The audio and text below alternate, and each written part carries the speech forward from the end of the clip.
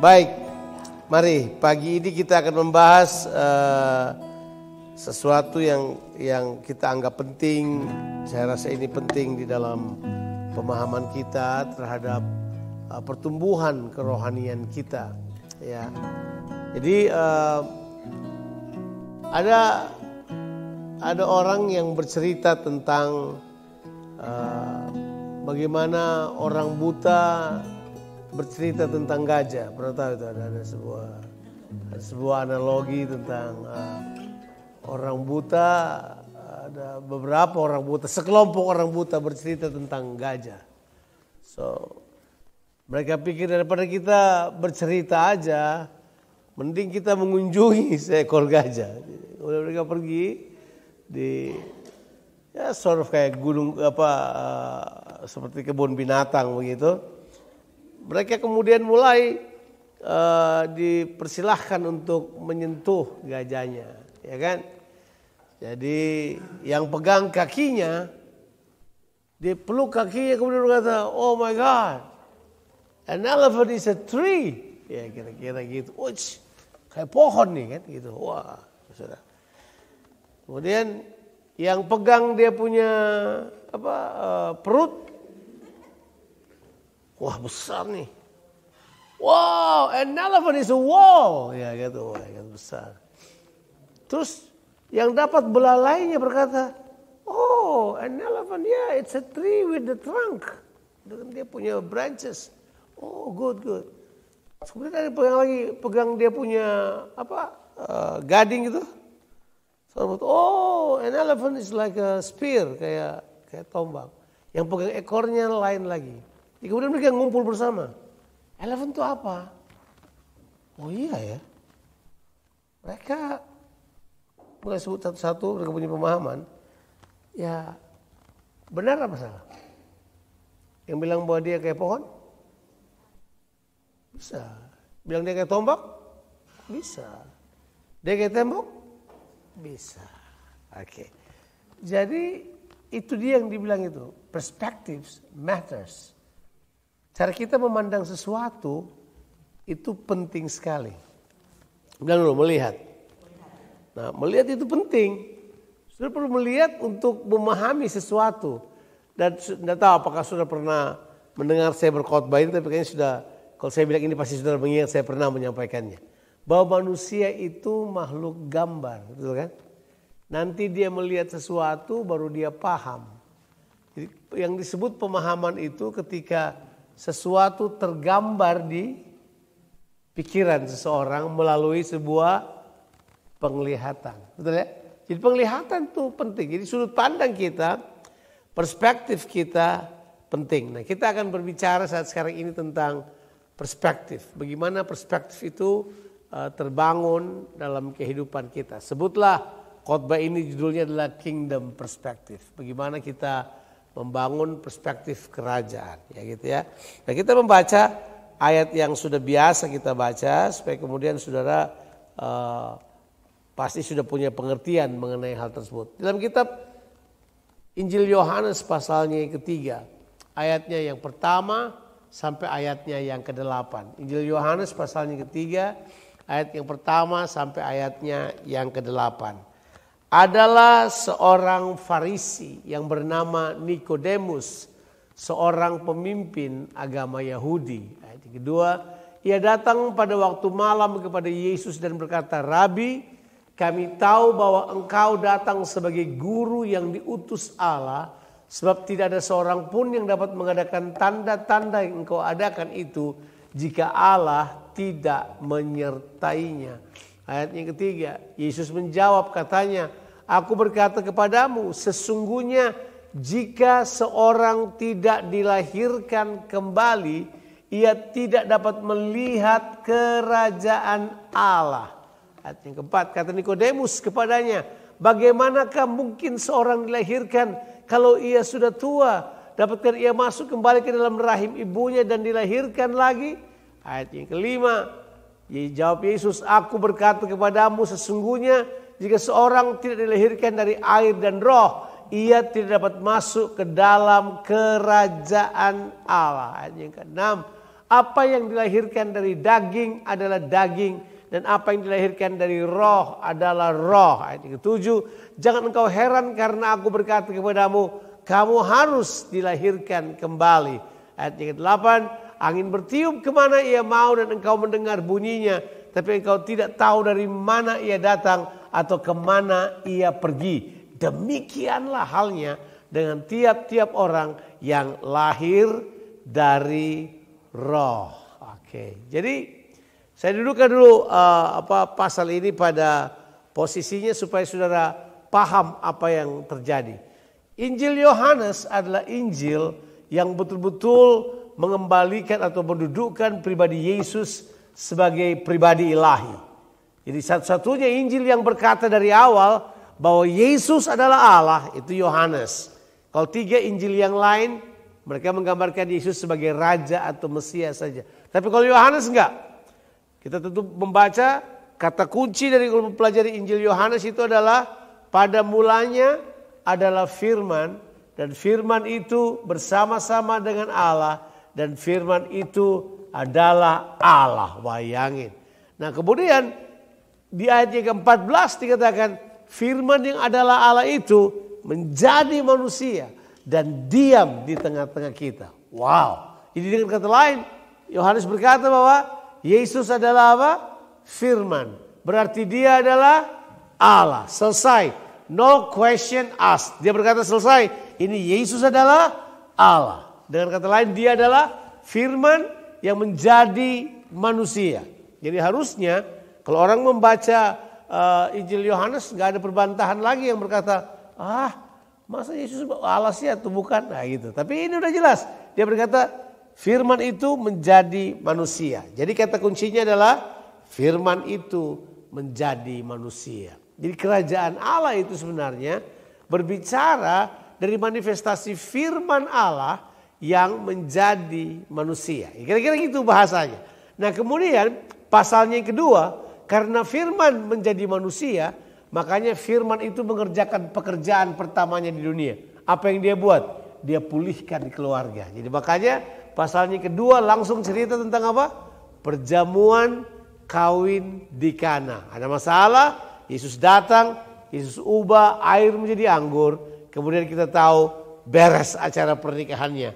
Gak kacau. Jadi Tuhan mau berkata, kalau firman jadi manusia, hal pertama yang dia akan jamah adalah keluarga. Kira-kira itu cara berpikirnya, narasinya. Masuk pasal 3. Ini dia, kita bahas dulu pasal 3. Kerajaan Allah memang sukar dimengerti dengan kacamata apa?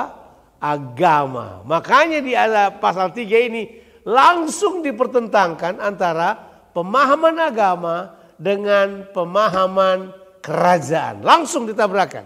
Makanya di pasal 3 dimulai dengan sebuah statement yang luar biasa. Ica, di dalam kitab Injil Yohanes pasalnya yang ketiga ayat yang pertama. Coba kita lihat dulu. Itu dituliskan jelas.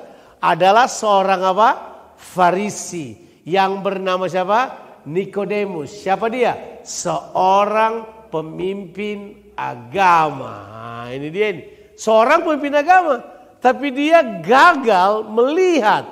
Dia gagal mengerti. Perspektifnya salah. Nah, memang benar. Agama tidak akan memberikan kepada saudara perspektif yang tepat, yang benar tentang Allah, tentang kerajaannya, tentang firman Tuhan. Itu jelas. Agama suka salah. Ya kan? Agama suka salah. Mengapa? Salahnya di mana? Salahnya adalah di perspektif. Caranya mereka melihat. Oh, mereka bisa mengambil ayat Alkitab. Mereka bisa mengambil semuanya. Makanya agama salah memandang Yesus. Agama salah melihat Yesus. Iya. Jadi di mana? Di YouTube gitu kan ada orang dari agama lain mau coba menjelaskan Alkitab. Katanya dia ahli kristologi. Enak aja. Enak aja. Emang dia tahu? Enggak lah, perspektif lu. Perspektifmu tidak akan memberikan apa-apa. Karena ini bukan cuma sekedar melihat, memandang dan mengerti sesuatu yang kamu baca. Tidak. Ada sesuatu di baliknya yang lebih besar. Saya lanjut. Dia datang kepada Yesus pada waktu apa? pada waktu malam. Kelihatannya dia malu kalau ketahuan siang. Beda sama sekarang. Orang sekarang ketemu orang kalau waktu malam itu prime time dibanding pada waktu siang. Zaman dahulu kalau kamu ketemu orang di waktu malam, coba-coba sendiri itu berarti kamu menyembunyikan sesuatu. Dia nggak mau kelihatan sebagai pemimpin agama. Ketemu Yesus dan nanya-nanya pada rabi yang adalah tukang kayu yang berasal dari Nazaret. Oh come on. Kenapa dia mesti tanya ke situ? Tapi kemudian kita tahu bahwa ayat yang kedua beritahu bahwa Nikodemus ketemu dengan Yesus.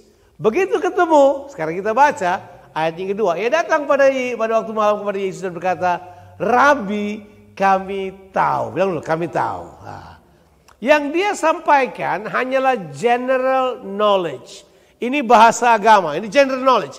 Bahasa agama berkata pada kita bahwa engkau datang sebagai guru yang diutus Allah. Kemudian dia beritahu, general knowledge-nya begini. Sebab kalau kamu bisa buat mujizat, berarti kamu datang dari Allah. Gitu kan?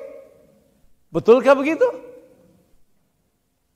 Ternyata kalau baca Alkitab, general knowledge agama, oh kalau kamu bisa buat mujizat, kamu pasti hebat.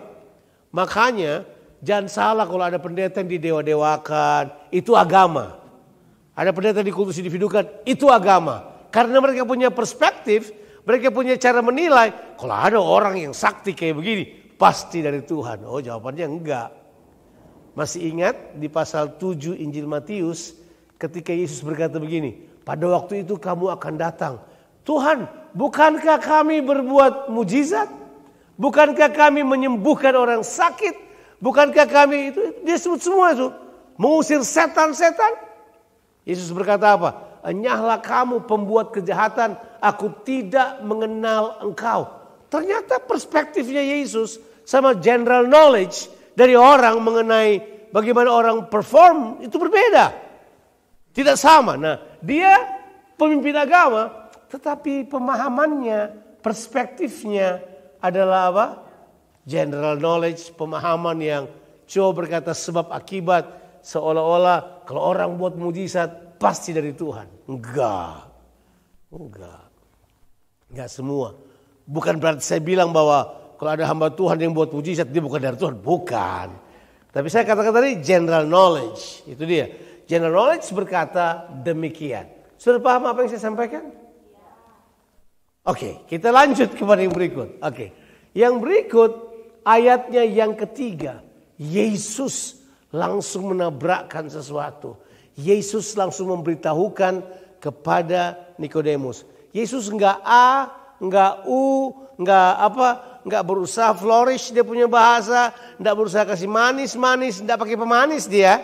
Dia langsung berkata begini. Yesus menjawab katanya, aku berkata kepadamu sesungguhnya jika seorang tidak dilahirkan kembali, ia tidak dapat melihat kerajaan Allah. Titik.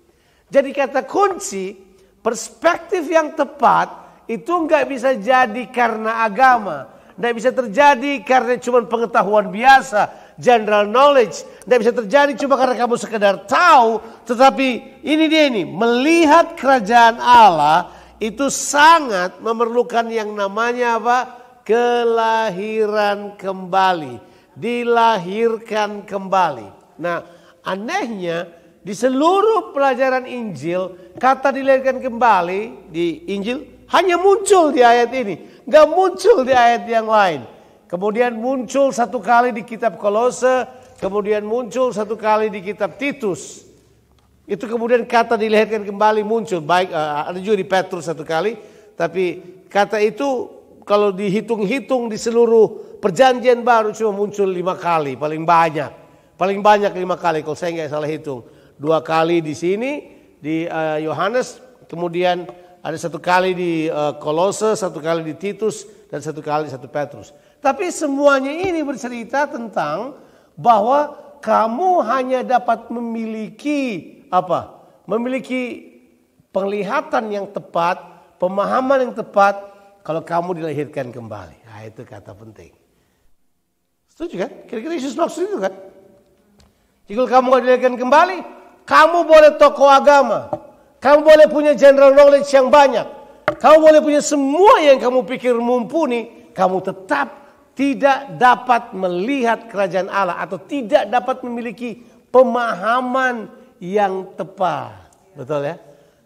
Tebak, di sini kemudian Yesus memberitahukan mengapa kita perlu dilahirkan kembali. Bilang dulu, dilahirkan kembali.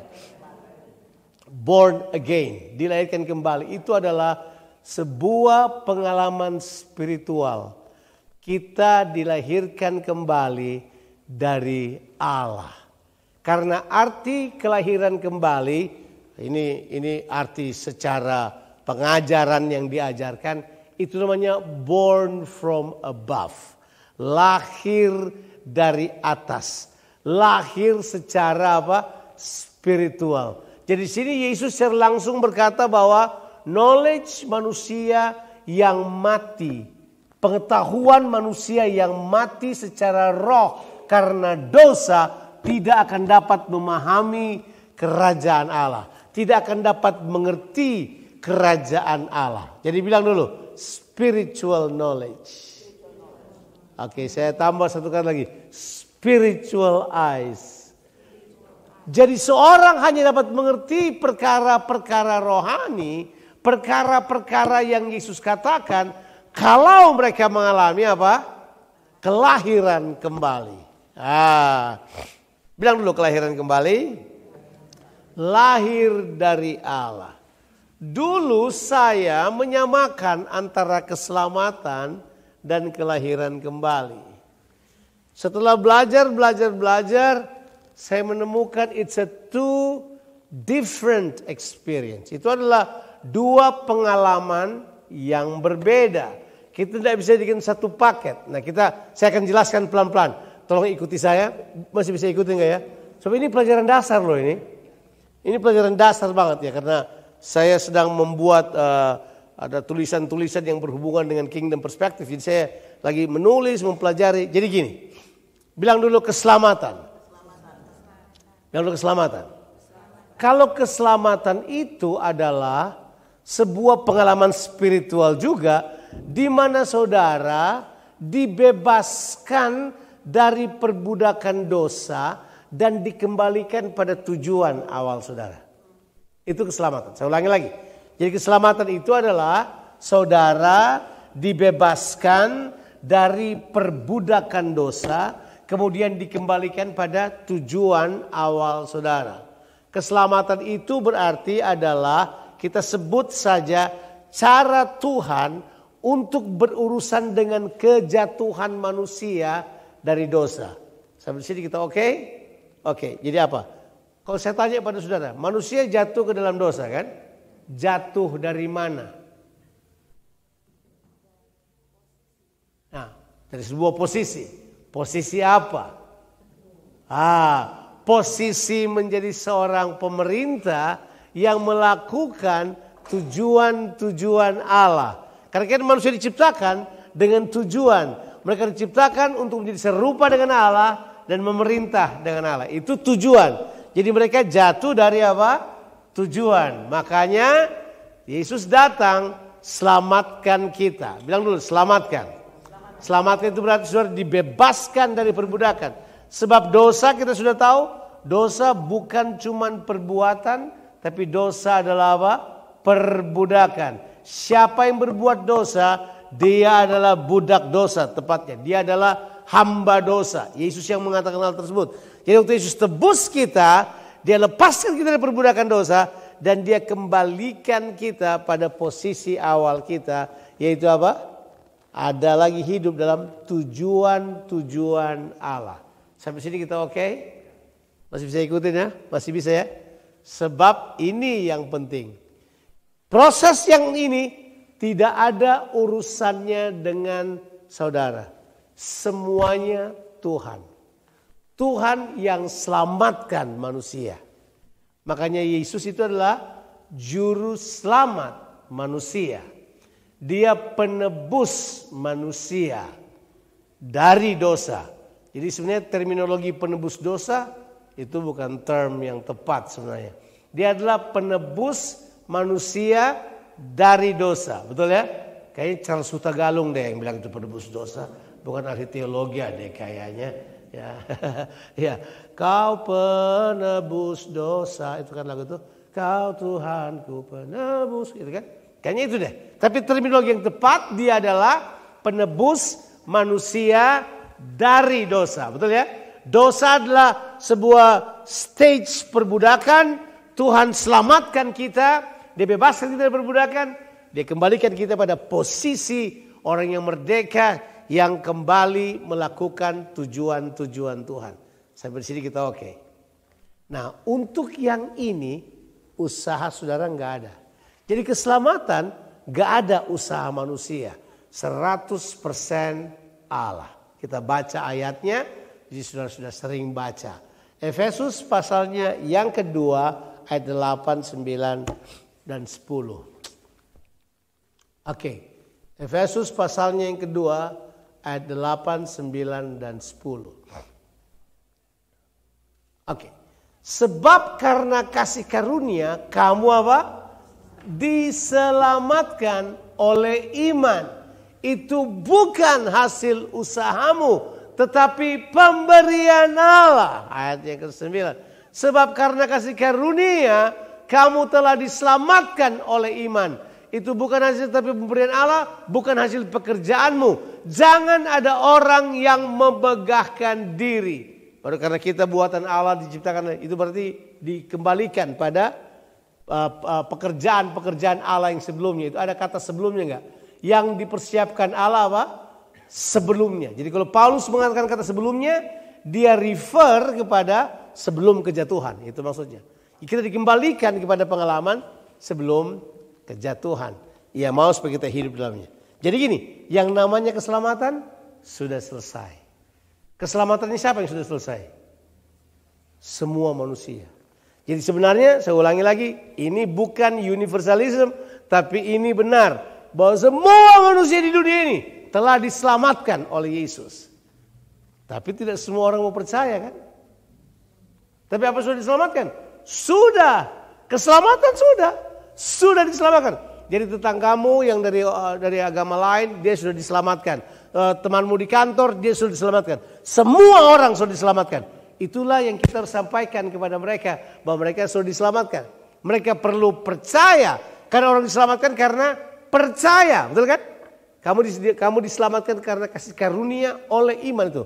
Sebab karena kasih karunia kamu diselamatkan apa? Oleh iman. Nah, iman itu di mana orang tunggu pemberitaan. Jadi kesimpulan, keselamatan sudah selesai. Saudara mungkin berkata ayat di mana ya bahwa keselamatan sudah selesai. Oke. Ayatnya sudah tahu sih. Titus pasal 2 ayat yang ke-11. Tolong ditaruh dulu di depan. Ica, Titus pasalnya yang kedua ayatnya yang ke-11. Coba lihat dulu. Karena kasih karunia Allah yang apa? Menyelamatkan berapa manusia? Semua manusia. Sudah nyata, bukan belum, bukan nanti, sudah nyata. Siap. Jadi udah, keselamatan sebenarnya sudah selesai oleh pekerjaan Kristus. Saudara tidak usah bikin apa-apa. Jadi yang namanya keselamatan itu 100% kita hanya perlu mempercayai karya Kristus buat kita. Dulu karya Kristus. Percaya pada Yesus sudah selamat. Dikembalikan pada tujuan awal saudara. Saudara sudah diselamatkan. Akan tetapi ini. Yang disebut kelahiran baru beda. Kelahiran baru enggak sepaket dengan itu. Orang bisa saya diselamatkan, tapi perspektifnya enggak jelas. Makanya orang karena perspektifnya enggak jelas, mereka gagal mengalami hidup diperintah oleh Allah. Sudah selamat, tapi tidak diperintah oleh Allah. Tidak masuk dalam apa? Kerajaan Allah. Tidak melihat kerajaan Allah. Tidak memahami kerajaan Allah. Makanya ada yang namanya pengalaman apa? Lahir baru. Nah sekarang kita bicara dulu. Lahir baru. Nah, apa itu lahir baru? Nah mari saya beritahu. Lahir baru adalah pengalaman spiritual juga. Di mana di lahir baru ini saudara dipulihkan kembali oleh firman dan roh. Firman dan roh. Firman dan roh. Kalau berurusan dengan firman, itu berarti berurusan dengan respon saudara terhadap firman. Betul ya? Bilang dulu, firman. Kalau firman sudah perlu taat. Kalau firman sudah perlu melakukan. Kalau firman sudah perlu mendengarkan, menerimanya dengan baik. Firman itu bekerja di dalam saudara. Yuk kita baca ayat ini. Di dalam kitab 1 Petrus pasalnya yang kedua. Ayatnya 1 Petrus 1 ayatnya yang ke-23. Itu ayatnya. Nah, itu ayatnya. Betul kan? Karena kamu telah dilahirkan kembali bukan dari benih yang fana, tetapi dari benih yang tidak fana, oleh firman Allah yang hidup dan yang kekal. Jadi mereka dilahirkan kembali oleh apa? Firman Allah yang hidup dan yang kekal. Bilang lu dilahirkan kembali. Pada kesempatan yang sama inilah terjadilah semua yang lain. Kalau keselamatan sudah dikembalikan pada posisi sebelum kejatuhan. Tetapi kalau dilahirkan kembali, saudara dihidupkan roh saudara. Saudara bukan cuma dipindahkan pada sebuah posisi. Bisa nggak saudara dipindahkan ke posisi yang lain tapi tetap mati? Bisa aja. Tapi sekarang ini bukan cuma mereka dihidupkan, tapi memiliki pengertian, memiliki pemahaman. Nah, saudara tahu kan ayat-ayat ini dikutip dari mana? Coba kita lihat keseluruhan perikopnya ini. Coba kita mungkin baca dari ayat yang ke-22. Muncul satu ayat, Cak. Kemudian baca sampai selesai perikop itu. Ikuti sebentar dulu ya. Oke. Ayat, karena kamu telah apa? Menyucikan dirimu oleh ketaatan kepada kebenaran. Sehingga kamu dapat mengamalkan kasih persaudaraan yang tulus ikhlas. Hendaklah kamu apa? Sungguh-sungguh saling mengasihi dengan segenap hatimu. Sebutlah ini adalah pola hidup yang akan kita hidup. Bilang dulu, pola hidup. Nah, pola hidup itu nggak terjadi cuma karena sudah ganti posisi. Pola hidup itu harus terjadi karena kamu dilahirkan kembali oleh firman Allah. Makanya ayatnya ke-22 bilang ini sebuah pola hidup. Kamu dapat mengamalkan kasih persaudaraan yang tulus ikhlas, bersungguh-sungguh saling mengasihi. Jadi kamu kemudian mengasihi dengan benar. Ayat 23 kemudian beritahu buat kita adalah karena kamu telah dilahirkan kembali oleh benih apa? Firman Allah. Di atas dikatakan kamu diminta untuk mentaati firman Allah. Betul ya? Itu ayat 22 lagi. Ayat 22 lagi saya mundur. Karena kamu telah menyucikan dirimu oleh apa? Ketaatan kepada apa? Kebenaran. Aletheia. Jadi kamu kemudian dapat mengamalkan kasih. Jadi ketaatan penting di dalam hal ini. Betul ya? Halo? Jadi kelahiran kembali itu sebenarnya adalah sebuah proses di mana melibatkan ketaatan kita kepada firman Allah. Jadi kemudian dibilang, ayatnya ke-23 lagi, dibilang begini. Kamu dilahirkan kembali bukan dengan benih yang fana, tapi oleh benih yang tidak fana, oleh apa? Firman Allah. Jadi yang menyebabkan kelahiran kembali adalah firman Allah. Sekarang ayat 24. Firman Allah tipe apa? Sebab semua yang hidup seperti rumput dan segala kemuliaannya seperti bunga rumput. Rumput menjadi kering dan gugur. Ayat berikutnya, oke. Tapi firman Tuhan tetap untuk selama-lamanya. Inilah firman yang disampaikan Injil kepada kamu. Ini ayat ini dikutip dari mana sih ayat ini? Ada yang tahu nggak? Itu dia. Nah ini dia luar biasanya. Makanya dia bilang, inilah firman yang disampaikan Injil kepada kamu. Kata Injil bukan baru muncul di Perjanjian Baru. Kata Injil itu sudah muncul jauh sebelumnya. Itu adalah terminologi kerajaan. Bahwa kalau ada raja yang mau datang yang memberikan kesejahteraan, itu diumumkan. Hei, raja yang bakal datang ini akan membawa kesejahteraan buat kamu, akan membuat hidupmu jadi lebih baik. Nah, kira-kira gitulah. Tebak di mana ayat ini pertama muncul? Yesaya 40. Oke, Bible study sedikit dulu ya. Ini teologi, ini biblical theology namanya, ini teologi. Yesaya 40 itu, siapa yang pernah baca Yesaya? Angkat tangan saya yang pernah baca Yesaya. Oke, siapa yang belum pernah baca Yesaya?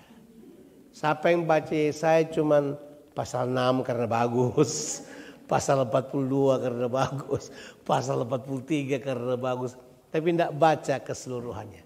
Ya, oke. General knowledge.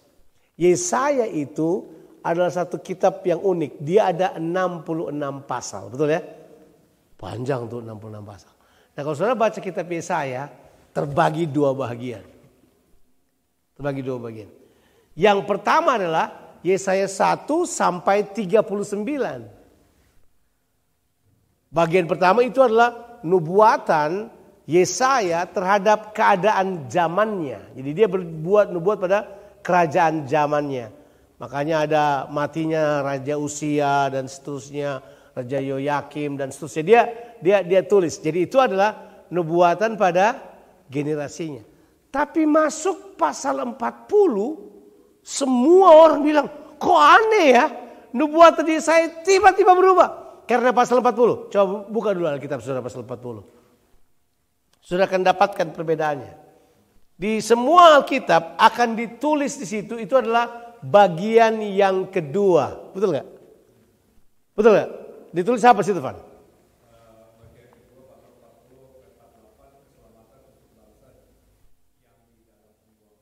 Keselamatan untuk bangsa yang di dalam apa? Pembuangan. Seolah-olah saya bernubuat kepada orang-orang buangan. Tapi sebenarnya jauh daripada itu adalah keselamatan bangsa-bangsa yang akan datang. Sebenarnya ini bercerita tentang nubuatan tentang kedatangan Yesus. Yuk kita cek yuk. Pasal 40 dimulai dengan apa? Coba. Yesaya 40 ayat 1. Gak apa-apalah. Sekalian Bible study sedikit. Sudah pikir Jonathan yang terlambat kenapa? Dia lagi pelajari ini di pesawat.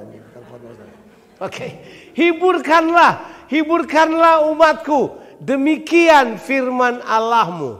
Ayat 2. Tenangkanlah hati Yerusalem dan serukanlah kepadanya bahwa perhambaannya sudah berakhir. Bahwa kesalahannya telah diampuni. Sebab ia telah menerima hukuman dari tangan Tuhan 2 kali lipat karena segala dosanya. Ayat yang ketiga. Ini mulai masuk deh. Ayat 3. Ada suara berseru-seru. Persiapkanlah di padang gurun jalan untuk Tuhan. Luruskanlah di padang belantara jalan raya bagi Allah kita. Kira-kira siapa ini? Yohanes Pembaptis yang mendahului. Betul ya? Ayatnya yang keempat. Setiap lembah harus ditutup, setiap gunung dan bukit diratakan. Tanah yang berbukit harus menjadi tanah yang rata. Dan tanah yang berlekuk-lekuk menjadi dataran. Ayat yang kelima. Maka kemuliaan Tuhan akan dinyatakan dan seluruh umat manusia akan melihatnya bersama-sama. Sungguh Tuhan sendiri telah mengatakannya. Dan belum melihat. Yohanes yang bilang di Yohanes 1 ayat 14, firman menjelma menjadi manusia dan diam di tengah-tengah kita, dan kita melihat apa? Kemuliaan. Jadi Yohanes punya bahan ini diambil dari nubuatan Yesaya ini, tuh. Dan kita apa? Melihat kemuliaannya. Wah, oke. Balik lagi ke Yesaya tadi. Nah, saya mau lanjut sedikit ini, sebab ini penting buat saudara ketahui, ini perspektif. Disinilah Yesaya 40, oke.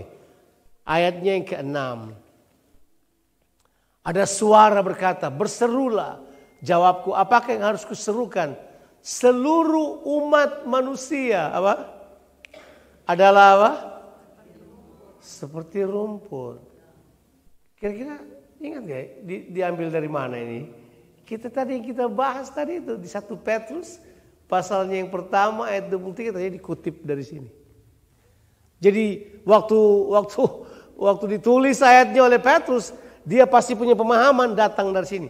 Apa ini sebenarnya? Seluruh umat manusia adalah seperti rumput dan semaraknya seperti bunga di padang. Ayat yang ke-7. Kemudian kata itu, rumput menjadi kering, bunga menjadi layu. Apabila Tuhan mengembusnya dengan nafasnya, sesungguhnya lah bangsa itu seperti apa? Seperti rumput. Ayat 8. Rumput menjadi kering, bunga menjadi layu, tapi firman Allah apa? Tetap untuk selama-lamanya. Jadi kira-kira dia berkata ini, firman Allah inilah yang akan melahirkan kita kembali. Firman Allah tentang apa? Ayat 9. Ayat 9. Hai Sion, pembawa kabar baik. Itu Injil. Hai Sion, pembawa apa? Kabar baik. Kabar baik ini muncul sini. Injil itu, bahasa Injil itu kan terjemahan Indonesia, Injil ya. Itu terjemahan bahasa Yunaninya adalah Euangelion. Euangelion. Itu Injil namanya. Tapi kalau bahasa Ibraninya Baser. Mabasaret itu pembawa kabar baik.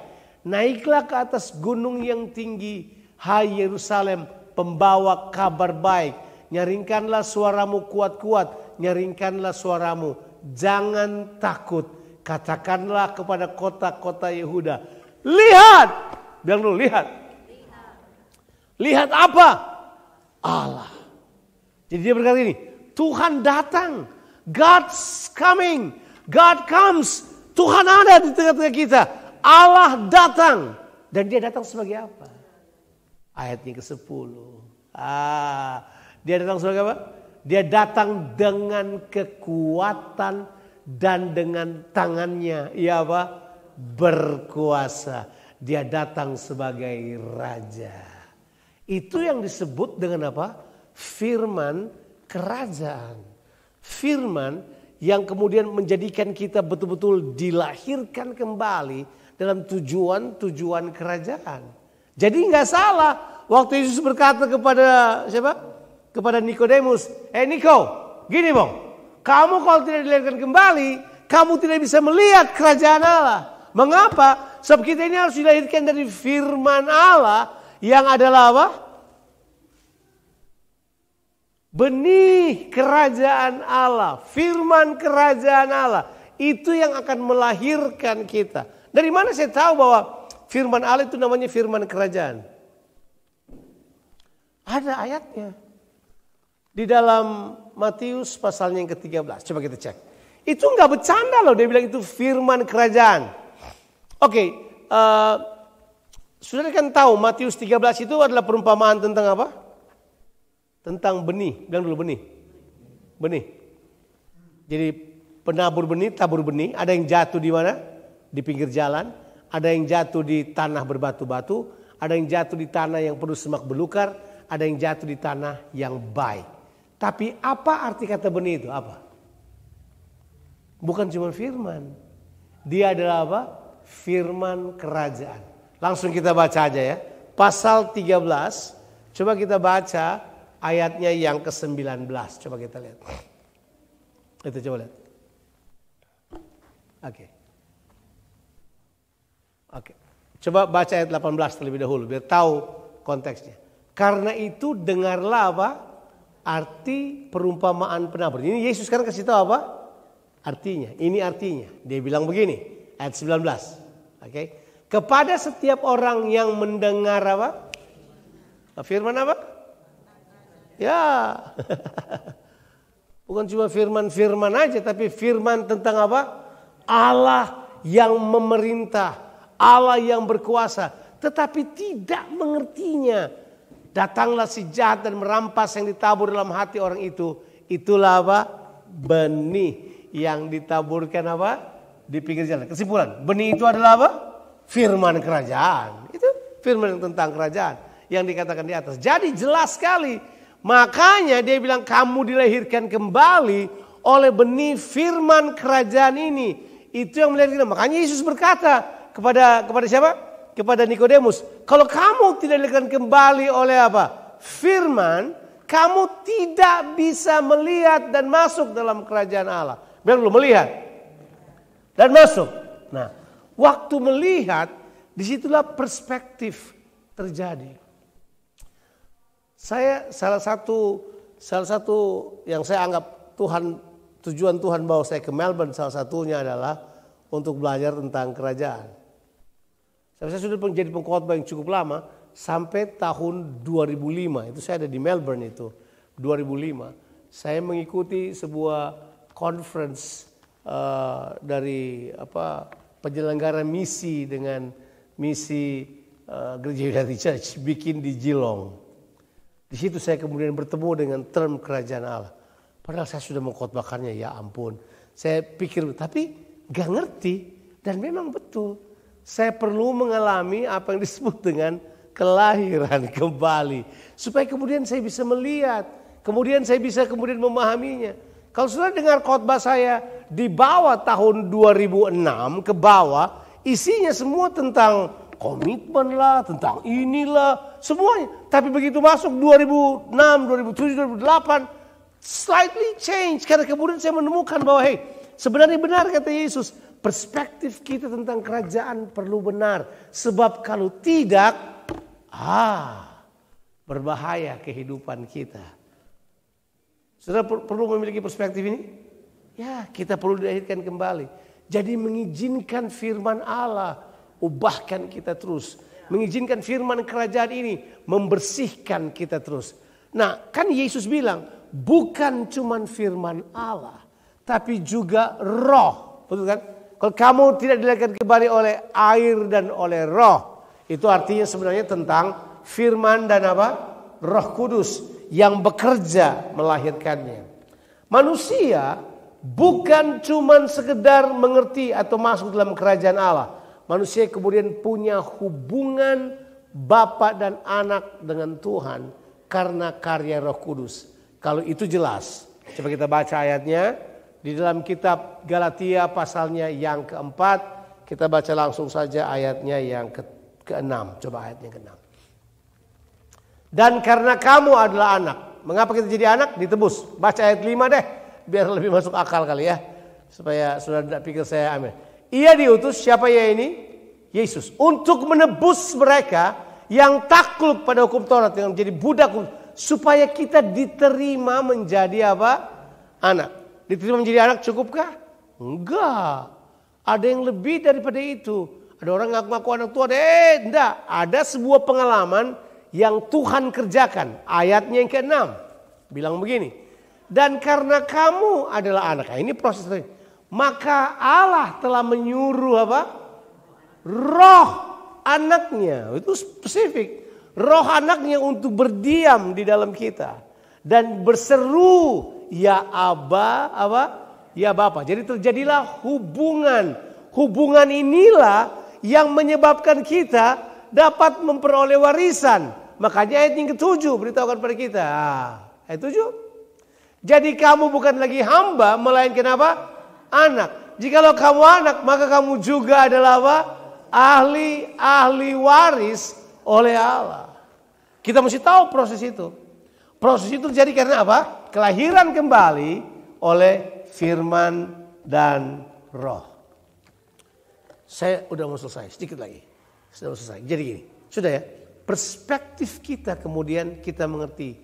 Kita tidak boleh berpikir secara duniawi lagi. Kita tidak boleh berpikir lagi secara daging lagi. Makanya setelah orang dilahirkan kembali oleh firman dan roh itu, Yesus kemudian berkata begini. Makanya saya bilang buat kamu. Coba reaksinya Nikodemus apa? Ini Niko nih, dia pun paham, kita nggak tahu. Niko Patiasina makanya dia pun paham. Niko bilang begini. Jadi saya mesti masuk kembali dalam rahim ibu saya. Ya ampun. Jadi dia punya pemahaman sangat apa? Sangat natural. Sangat daging. Sangat duniawi. Yesus berkata, ya makanya aku katakan kepadamu.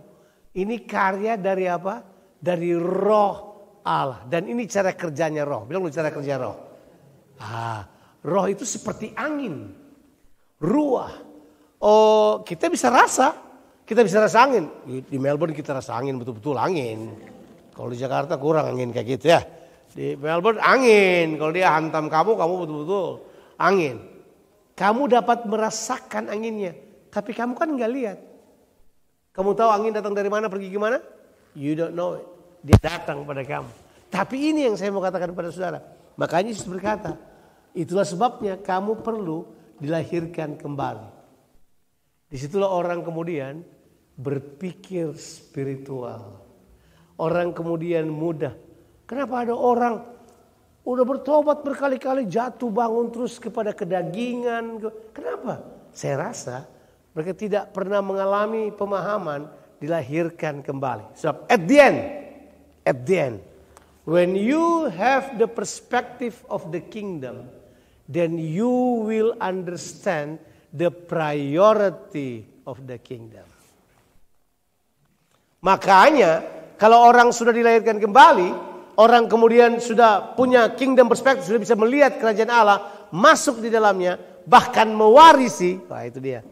Makanya saya lagi berpikir ada judul buku Seeing, Entering, and Inherit. Kira-kira begitulah. Bahwa kita akan mewarisi apa yang Tuhan berikan buat kita karena kita punya pemahamannya. Kita melihatnya. Kalau kita sudah sampai pada titik itu, disitulah kemudian kita, listen to me carefully, disitulah kemudian kita tahu membedakan mana yang penting dalam kehidupan. Kenapa?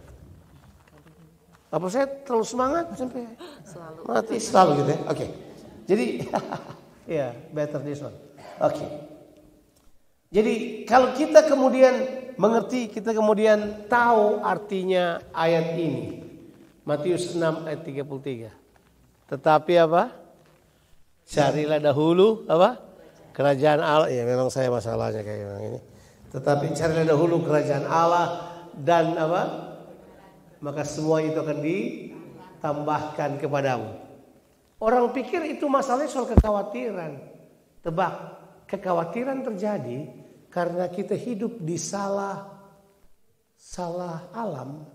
Kamu harus hidup di alamnya Tuhan, kamu berhidup di alamnya dunia. Kalau anak Tuhan hidup di alam dunia, pasti khawatir. Kenapa? Sistemnya. Ya kan? Kan sebenarnya penjelasan Matius 6 ayat 33 itu perikopnya apa? Perikopnya itu ayat 24. Janganlah kamu mempunyai dua tuan. Kamu akan mengasihi yang satu dan tidak menginginkan yang lain dan seterusnya. Karena itu kamu tidak bisa menjadikan Tuhan dan tidak bisa melayani Tuhan dan Mamon. Tidak bisa. Jadi Tuhan dan apa? Mamon. Orang pikir itu cuma karena harta. Tidak, itu sistem. Tuhan kan artinya the Lord of the system. Jadi Yesus di kerajaan Allah, Mamon di sistem dunia. Itu jelas. Makanya kemudian kenapa orang khawatir? Kenapa kita susah paham bahwa Tuhan akan pelihara kita? Saudara lebih percaya bahwa Commonwealth of Australia pelihara saudara daripada Tuhan pelihara saudara. Kenapa? Kalau cara pikir saudara sudah digiring ke tempat hal tersebut kan?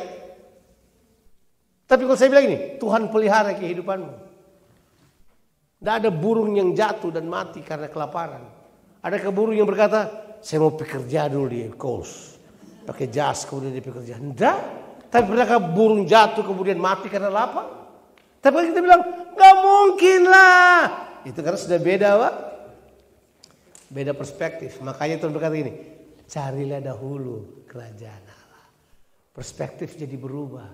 We seek first. Itu yang disebut dengan first things first. Itu yang disebut dengan priority. Priority adalah carilah Tuhan.